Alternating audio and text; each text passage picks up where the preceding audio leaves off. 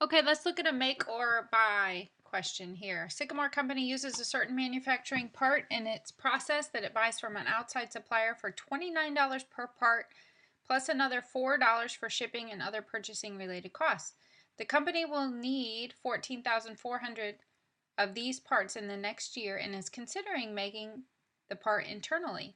After performing a capacity analysis, Sycamore determined it has sufficient unused capacity to manufacture the 14,400 parts, but would need to hire a manager at an annual salary of 43,200 to oversee this production activity. Estimated production costs are determined to be, and they're given to us, looks like $37 per unit. All right, so let's do a little analysis here. So yeah, I like to put these in a column. What are my costs if I make? What will be my cost if I buy? So the make costs are as given in the problem. We wouldn't have a purchase price. That would be if we were purchasing externally. So if we go ahead, total that up, that's $37 per cost per unit. Now if we buy, we wouldn't have to purchase raw materials, we wouldn't have any additional direct labor, and we wouldn't have any variable overhead associated with making those units. However, we still would incur some fixed overhead costs.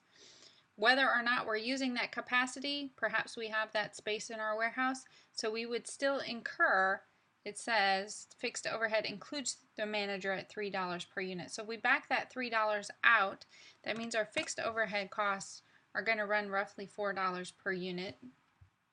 Purchase price would be $29 plus the $4 for shipping. So that's $33 for the cost to purchase it externally. And if we sum that up, look at what happens.